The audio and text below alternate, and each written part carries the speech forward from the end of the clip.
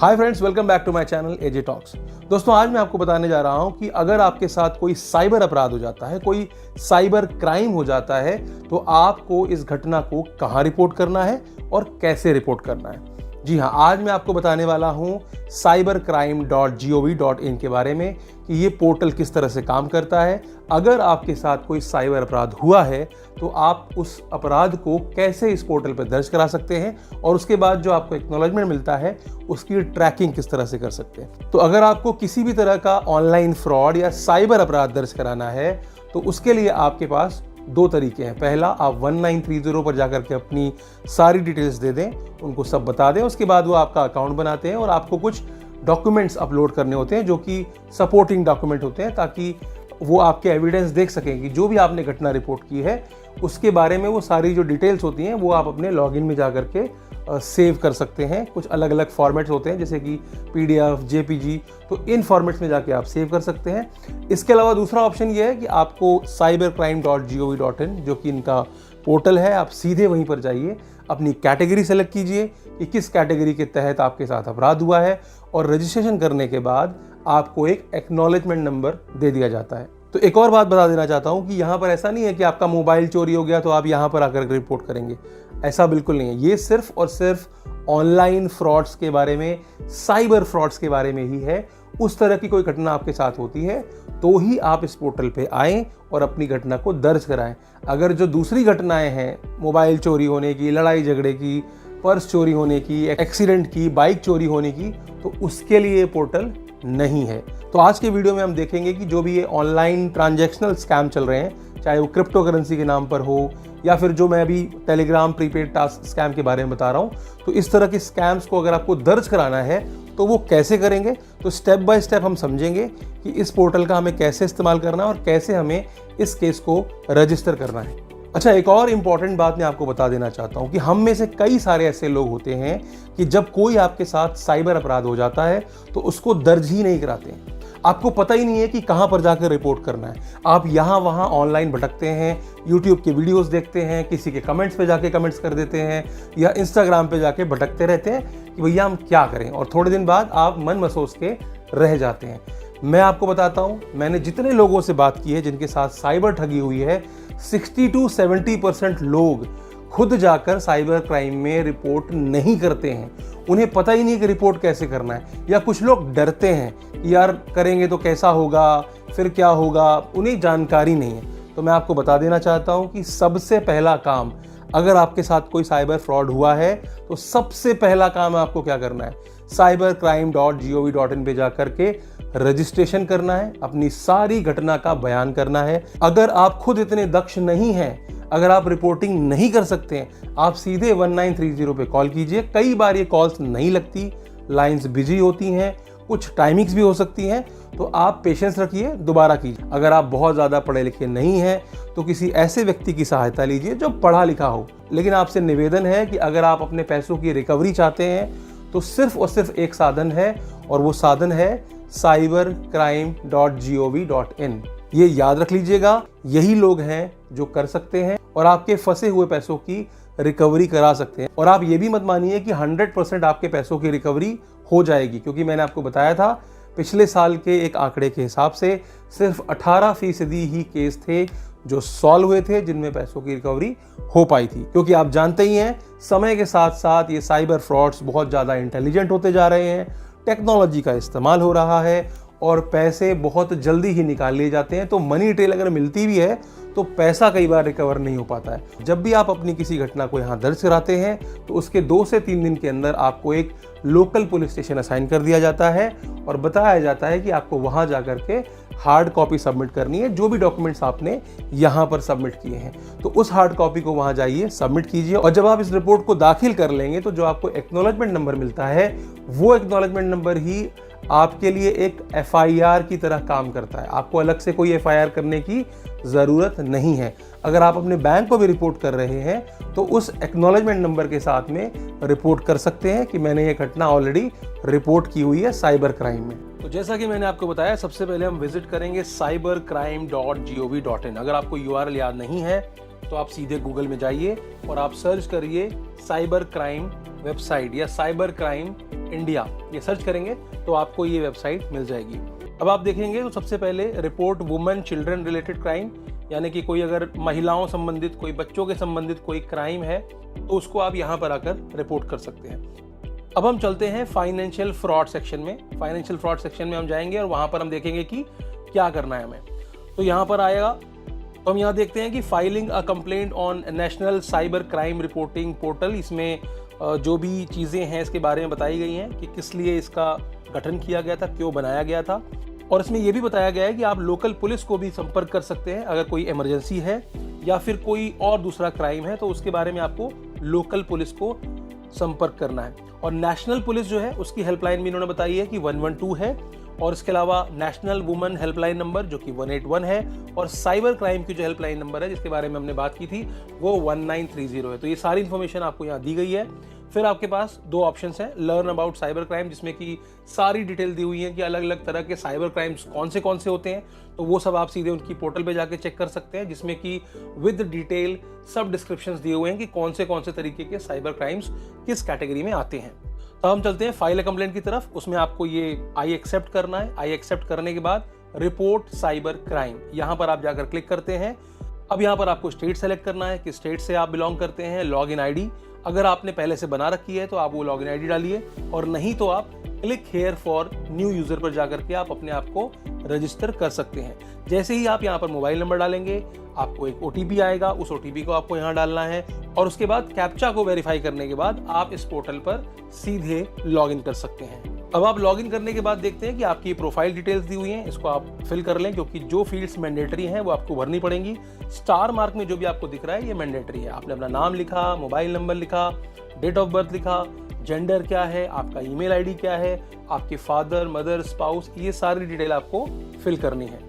इसके बाद house number, country, state, district, आपका नियरेस्ट पुलिस स्टेशन कौन सा है, आपका गांव, कस्बा, तहसील और पिन कोड, ये सारी डिटेल आपको इसमें फिल करनी है कि आपके आसपास का जो पुलिस स्टेशन है वो भी आपको इसमें फिल करना है, क्योंकि जो बाद में ये केस असाइन किया जाता है वो आपके आसपास के पुलिस स्टेशन पे ही असाइन किया जाता है।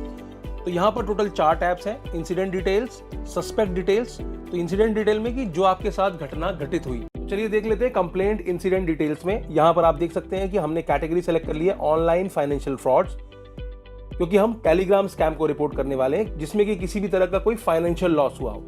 यहाँ पर आप सब कैटेगरी में आके देखेंगे तो बहुत सारे अलग अलग और भी सब कैटेगरीज दी हैं, जैसे कि सिम स्वैप फ्रॉड हुआ हो आपके साथ, या कोई डीमैट फ्रॉड हुआ हो, ई वॉलेट रिलेटेड फ्रॉड हो, या फिर फ्रॉड कॉल आई हो आपको, उसके थ्रू किसी ने आपके पैसे चोरी कर लिए हो, इंटरनेट बैंकिंग रिलेटेड फ्रॉड हो या UPI रिलेटेड फ्रॉड हो। अब मान लीजिए कि आपने सामने वाले को जो पैसे दिए हैं, जो फ्रॉडस्टर को पैसे दिए हैं वो इंटरनेट बैंकिंग से दिए हैं, तो आपको क्या सेलेक्ट करना है, internet banking related fraud.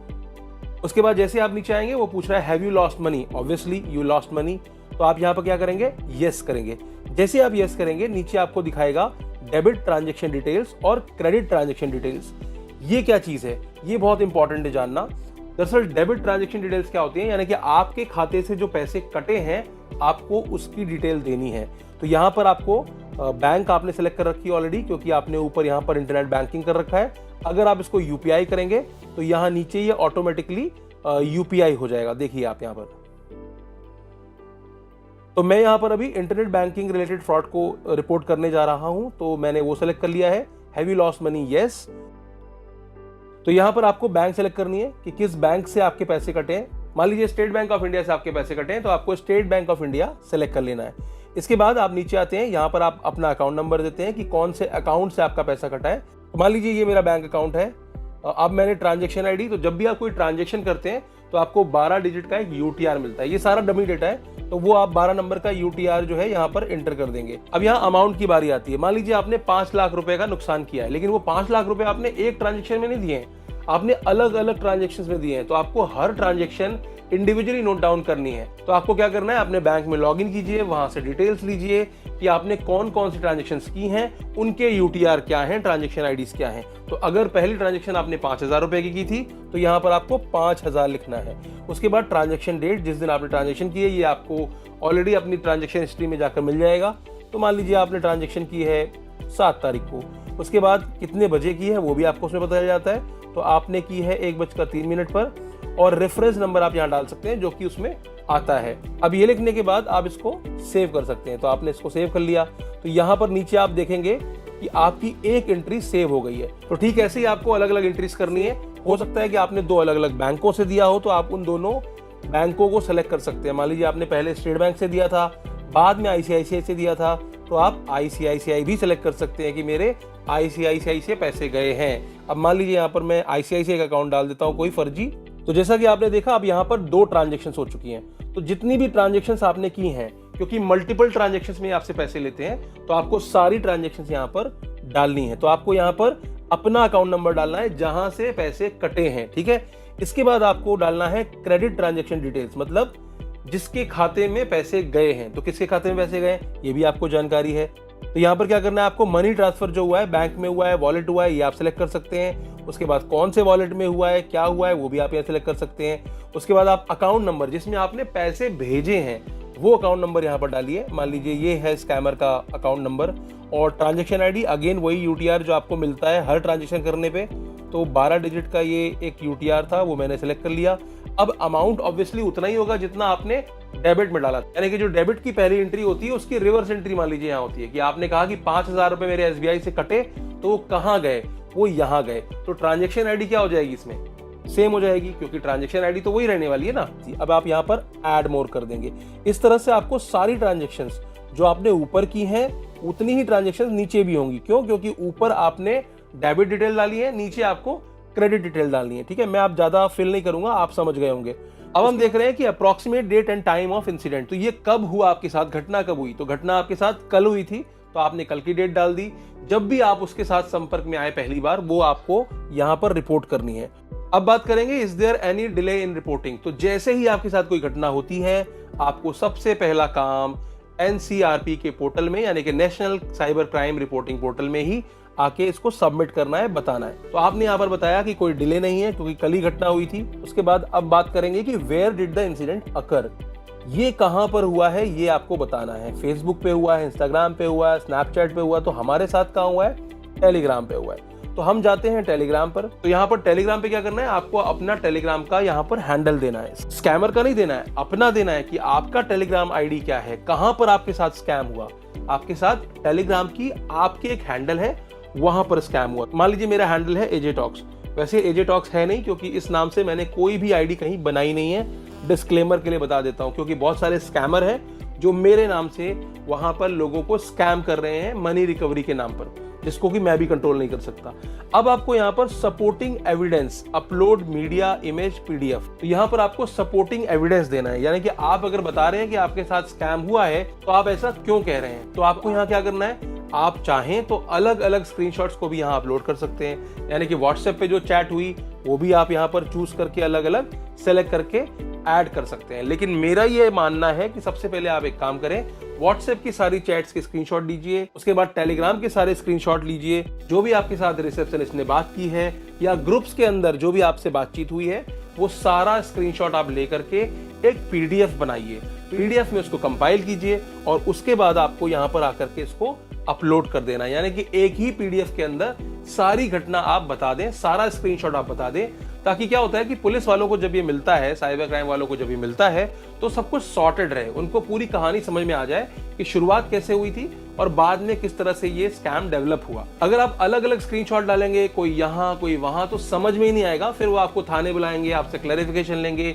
Hard copy तो वो मांगते ही है बाद में, लेकिन फिर भी आपका ये काम है कि इंफॉर्मेशन जितनी सरलता से सामने वाले के पास पहुंच जाए, वो आप यहाँ पर जरूर कीजिए। इसके बाद आपको क्या करना है, please provide any additional information about the incident. तो यहाँ पर आपको सारा अपना जो भी इंसिडेंट हुआ है शुरू से लेकर आखिरी तक, वो यहाँ पर आप मेंशन कर दीजिए। जिस भी नंबर से आपको सबसे पहले व्हाट्सएप से अप्रोच किया गया वो नंबर मेंशन कीजिए। जो भी टेलीग्राम आईडी से आपको अप्रोच किया गया वो भी आप डालिए, और क्या पूरी घटना हुई उसको ब्रीफली यहाँ पर बताइए। तो 1500 कैरेक्टर में आप अपनी सारी बात यहाँ पर लिख सकते हैं। अब हम करेंगे save as draft and next, यानी कि आप अगले टैब में चलते हैं। अगले टैब में सस्पेक्ट डिटेल है। सस्पेक्ट डिटेल में चूंकि आपको पता नहीं है कि सस्पेक्ट कौन है, लेकिन फिर भी अगर आप चाहें तो जो व्हाट्सएप जिसने कि आपको सबसे पहले अप्रोच किया था, रिया, प्रिया या सुप्रिया बनके, आप उसका नाम यहाँ पर मेंशन कर सकते हैं। अब रिया का आपके पास क्या है, सिर्फ मोबाइल नंबर है, बाकी डिटेल्स तो आपके पास है नहीं, क्योंकि यहाँ पर PAN card, government issue card, email ID, driving licence, ये सारी चीजें पूछ रहा है, ये सब चीजें उसने नहीं दी हैं। तो यहाँ पर आप क्या करेंगे, मोबाइल नंबर उठाइए, फिर आप यहाँ सेलेक्ट कर सकते हैं जिस कंट्री से भी आपको कॉल आया है। मान लीजिए इंडियन नंबर है तो आपने यहाँ इंडियन नंबर डाल दिया, कोई भी नंबर जो भी आपको आया होगा। मैं फिलहाल यहाँ पर डमी नंबर डाल देता हूँ। अब हम बढ़ेंगे सेव एज ड्राफ्ट है नेक्स्ट में। अब यहाँ पर आप देखेंगे कि कंप्लेनेंट डिटेल्स दी हुई हैं, यानी कि हमारी डिटेल्स यहाँ पर दी हुई है। ये ऑलरेडी जब आप प्रोफाइल बनाते हैं अपनी स्टार्टिंग में तो वहां से सारी इंफॉर्मेशन पिक करता है, यानी कि नाम आपका, mobile number, gender, date of birth, फिर उसके अलावा जो भी आपकी पर्सनल डिटेल्स हैं। अब यहाँ पर खास बात क्या है, यहाँ पर खास बात यह है कि आपको यहाँ पर अपनी कोई एक नेशनल आईडी अपलोड करनी है। तो आप सभी के पास आधार कार्ड तो होगा ही, तो आपको अपना पर्सनल आधार कार्ड यहाँ पर अपलोड कर देना है। चूज फाइल में जाकर के अपना आधार कार्ड सेलेक्ट कर लेना है। मान लीजिए मैंने सेलेक्ट कर लिया है और उसके बाद आपको यहाँ पर अपलोड पर क्लिक कर देना है। उसके बाद आपको अपना पूरा यहाँ पर एड्रेस डालना है कि आपका शहर कौन सा है, गली कौन सी है, हाउस नंबर क्या है, नियरेस्ट पुलिस स्टेशन कौन सा है, पिन कोड क्या है। ये सारी डिटेल फिल करने के बाद आप सेव एंड प्रीव्यू पे क्लिक करते हैं। अब हम आ चुके हैं प्रीव्यू एंड सबमिट पे। यहाँ पर आपको सारी डिटेल्स जो आपने फिल की हैं अब तक वो सारी यहाँ पर दिखाई देंगी, तो आपको एक बार देख लेना है, वेरीफाई कर लेना है। अगर आपको लगता है कि आपको किसी मॉडिफिकेशन की जरूरत है तो आप बैक में जाकर के एक बार इसको यहाँ से वापस आप जा सकते हैं पिछली स्क्रीन पर और वहां पर उन डिटेल्स को फर्दर फिल कर सकते हैं और अपनी इंफॉर्मेशन को करेक्ट कर सकते हैं। इसके बाद आपको आई एग्री करना है और उसके बाद कंफर्म एंड सबमिट करना है। जैसे ही आप सबमिट करेंगे आपको एक एक्नॉलेजमेंट नंबर मिलेगी। वो एक्नॉलेजमेंट नंबर आपके ईमेल पे भी आएगी और आपके एसएमएस के थ्रू भी आपको इन्फॉर्म किया जाएगा कि आपका एक्नॉलेजमेंट नंबर ये है। इसके आगे की मैं प्रक्रिया बताता हूं आपको कि जैसे ही आपको एक्नॉलेजमेंट नंबर मिलता है उसके एक आध दिन के बाद आपको एक और मैसेज आता है जिसमें आपको बताया जाता है कि आपकी जो कंप्लेंट है वो एक्सेप्ट कर ली गई है। एक्सेप्ट करने के बाद आपको 1 से 2 दिन के अंदर फिर से एक आपको मेल आता है जिसमें आपको बताया जाता है कि आपका जो केस है वो किस थाने में ट्रांसफर किया गया है। तो आपके आसपास का जो थाना होगा, जो साइबर पुलिस का जो भी डिपार्टमेंट या जो भी ऑफिस होगा, वहां पर आपके केस को ट्रांसफर कर दिया जाएगा और उसके बाद फिर एक और नोटिफिकेशन आएगी जिसमें आपको बताया जाएगा कि आपको वहां पर विजिट करना है और सारे फिजिकल डॉक्यूमेंट्स जो भी आपने यहाँ पर अपलोड किए हैं इनकी एक हार्ड कॉपी, प्रिंटेड कॉपी वहां जाके जमा करनी है और वहां जाकर के आपको पूरा इंसिडेंट बताना है कि आपके साथ क्या हुआ है। अब देखिए, बहुत सारे लोग कहते हैं क्या एफआईआर कराना जरूरी है या नहीं है। आपकी इच्छा है, आप चाहें तो एफआईआर भी करवा सकते हैं और मैं तो रिकमेंड करूंगा कि आप एक लोकल थाने में एफआईआर जरूर करा लें। लेकिन अगर आपने एफआईआर नहीं किया है तो भी ये जो आपने साइबर कंप्लेंट में जाकर कंप्लेंट की है ये भी एक एफआईआर के तौर पर ही मानी जाती है, जिसका इस्तेमाल आप बैंक के साथ कम्युनिकेट करने में भी कर सकते हैं। आप बैंक को भी कह सकते हैं कि मेरे साथ ऐसा फ्रॉड हुआ है, इस खाते के जरिए फ्रॉड हुआ है और मैंने इस घटना को साइबर क्राइम डिपार्टमेंट में रिपोर्ट किया है जिसका एक्नॉलेजमेंट नंबर ये है। अब इसके बाद हम देखते हैं ट्रैक योर कंप्लेंट। अब आपको यहाँ पर क्या करना है, यहाँ पर आपको अपना एक्नॉलेजमेंट नंबर डालना है, उसके बाद गेट ओटीपी करना है। आपके मोबाइल पर एक ओटीपी आएगा, वो ओटीपी आपको यहाँ पर सबमिट कर देना है। जैसे ही आप सबमिट करेंगे आपको पता चल जाएगा कि आपकी जो कंप्लेंट थी उसका स्टेटस क्या है, करंट स्टेटस क्या है, वो आप यहाँ पर देख सकते हैं। तो उम्मीद करता हूं कि आपको समझ में आ चुका होगा कि आपको अपनी रिपोर्ट कैसे फाइल करनी है, कैसे आपको एक्नॉलेजमेंट नंबर लेना है और किस तरह से आपको उसकी ट्रैकिंग करनी है। तो आज के लिए सिर्फ इतना ही, फिर मिलेंगे अगले वीडियो में। इस वीडियो को अंत तक देखने के लिए आपका बहुत बहुत शुक्रिया। अगर चैनल पर नए हैं तो सब्सक्राइब कर लीजिएगा, वीडियो अच्छी लगी तो लाइक कर लीजिएगा, इन्फॉर्मेशन काम की लगे तो प्लीज़ शेयर करके अवेयरनेस जरूर फैलाइएगा।